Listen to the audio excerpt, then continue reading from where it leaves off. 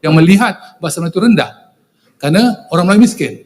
67 tahun kemerdekaan, hari ini di Dewan ini masih kita berbicara soal martabat bahasa. Oke, halo historical, kembali lagi di channel Historical. Kali ini saya akan mereaksi sebuah video dari Tren Publika lagi ya, yang berjudul Malaysia selalu mengekor kepada Indonesia ya. Itu sebabnya kenapa tidak selesai-selesai dalam pencarian jati diri ya. Seperti apa videonya teman-teman? Jadi intinya negara jiran itu selalu mengekor ya kepada negara kita ya, apapun diklaim dan dicontek. Oke, seperti apa videonya teman-teman? Langsung saja kita saksikan videonya berikut.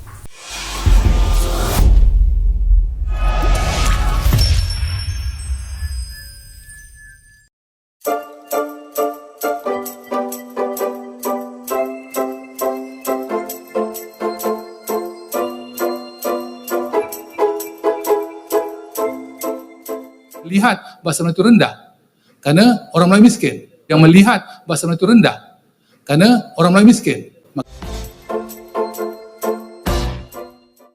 67 tahun kemerdekaan, hari ini di Dewan ini masih kita berbicara soal martabat bahasa.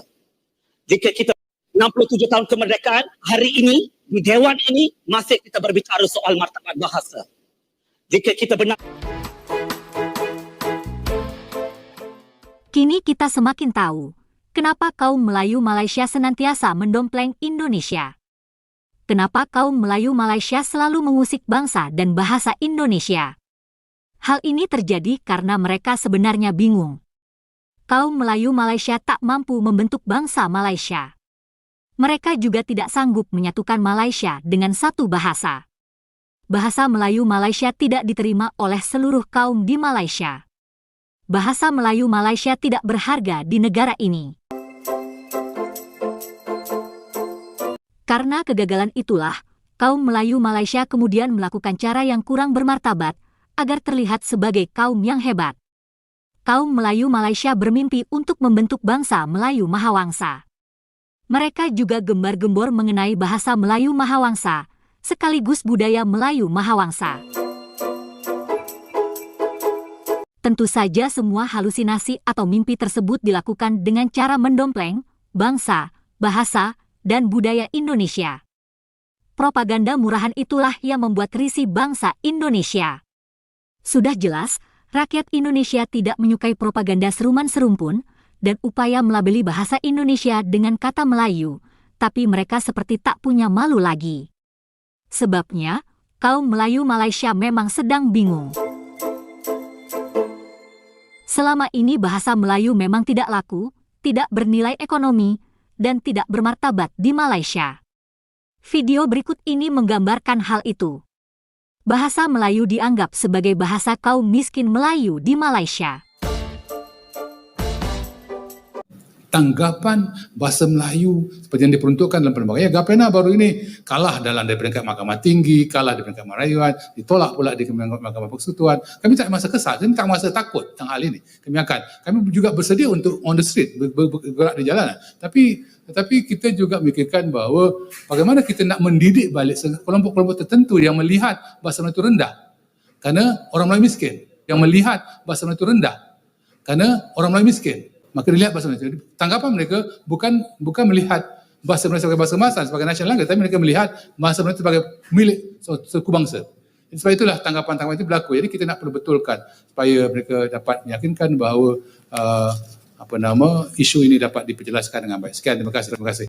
Saya ingin membangkitkan soalan di sini kepada doktor. Mungkin doktor boleh bagi pandangan jujur.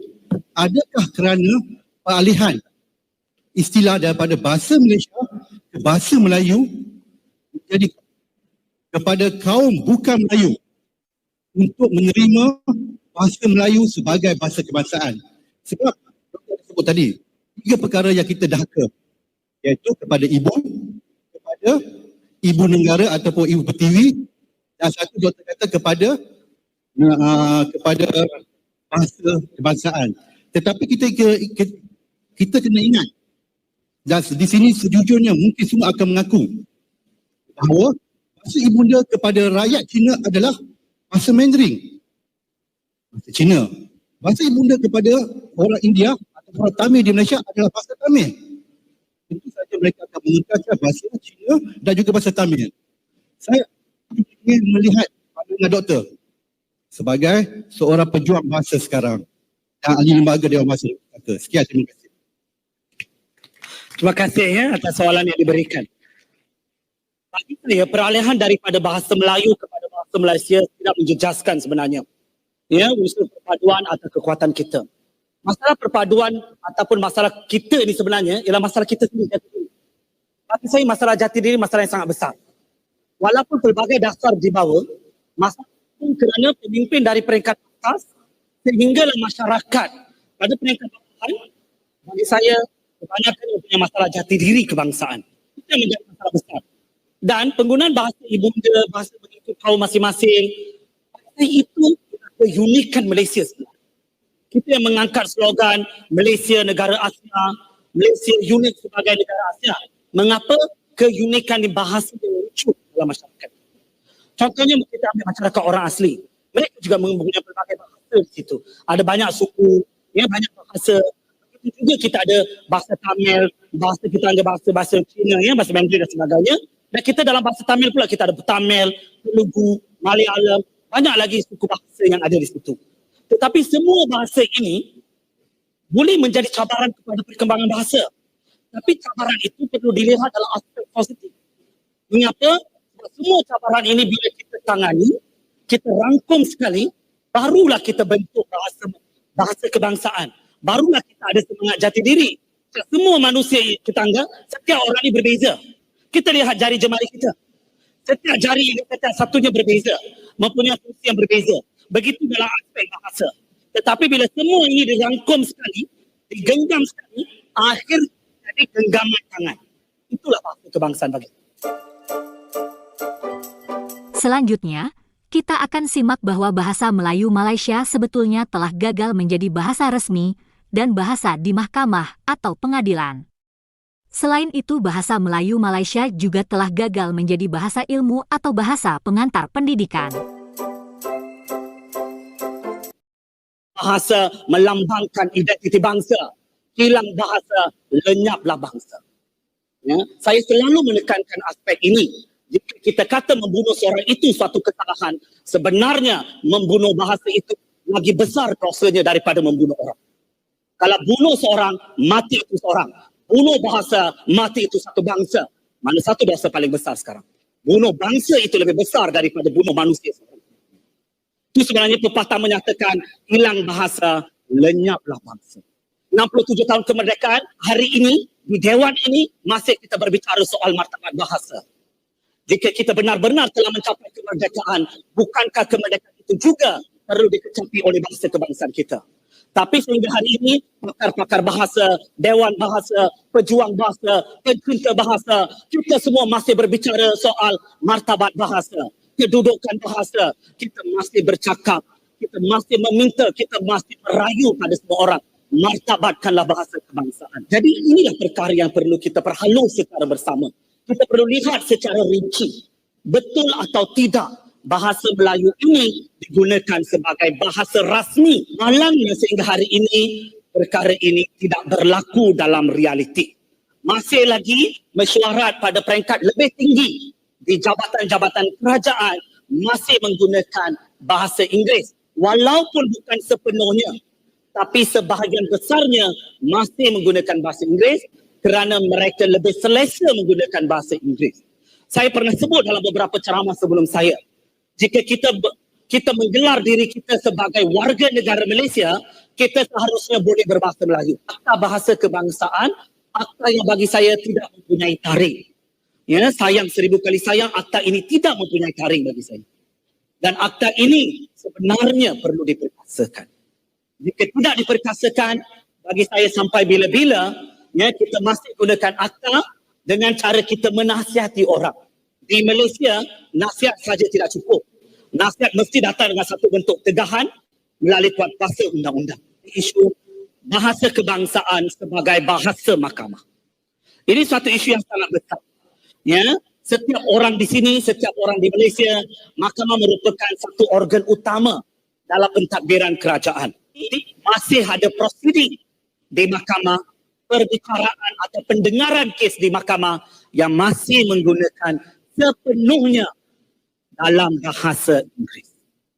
Bagi saya, prosedur sedemikian tidak mematuhi Seksyen 8 Akta Bahasa Kebangsaan. Bahasa kebangsaan sebagai bahasa ilmu di IPT, institusi pengajian tinggi termasuk Universiti Awam.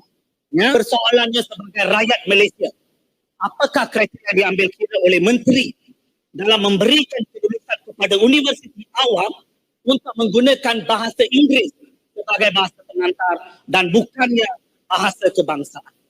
Kita pernah ada pelan memartabatkan bahasa Melayu sebagai bahasa pendidikan tinggi. Dapatan pelan tersebut amat mengecewakan kita semua. Ya, bagai kaca dihempas ke batu. Kenapa sangat mengecewakan? Dapatan menunjukkan hampir semua universiti tidak memenuhi tanggungjawab dalam pelan memartabatkan bahasa kebangsaan. Maksudnya bukan satu universiti, semua universiti tidak mematuhi pelan tersebut. Bagi saya, ini amat memalukan kita sebagai warga negara Malaysia. Kita tuduhkan universiti untuk mendidik anak bangsa. Akhirnya universiti yang sedia ada telah pun berubah arus, berubah selera untuk mengangkat martabatnya menjadi universiti bertaraf dunia. Satu perkara yang baik untuk kita mengangkat martabat sebagai institusi tersohor dunia, tapi bukan dengan menghapuskan kedudukan bahasa kebangsaan. Begitulah guys, kegagalan bahasa Melayu Malaysia. Kaum Melayu Malaysia berusaha menutup-nutupi kegagalan itu dengan cara mengklaim bahasa Indonesia. Terima kasih sudah menonton sajian kami. Sampai jumpa lagi.